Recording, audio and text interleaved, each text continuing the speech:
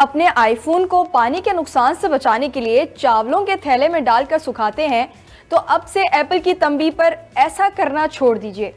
कुछ लोगों में ये गुमान पाया जाता है कि खुश्क चावल आईफोन की नमी को सुखाने में मददगार हैं।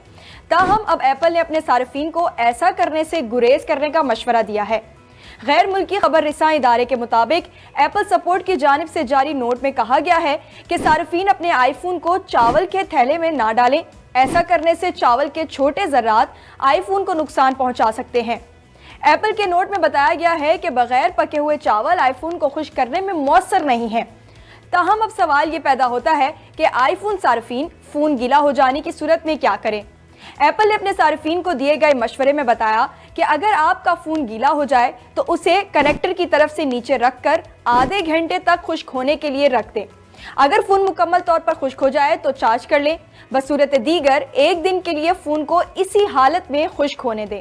अगर आपका फ़ोन बिल्कुल काम नहीं कर रहा तो उसे फ़ौरन बंद कर दें और कोई बटन ना दबाएं। उसे उस वक्त तक चार्ज ना करें जब तक आपको यकीन ना हो कि ये खुश्क हो गया है। एप्पल के मुताबिक सार्फिन आईफोन को एक्सटर्नल हीट सर्विस या कॉम्प्रेस्ड एयर के जरिए खुश्क ना करें। मजीद बरा आईफोन के कनेक्टर में रुई या टिश्यू डालकर सुखाने की कोशिश ना करें।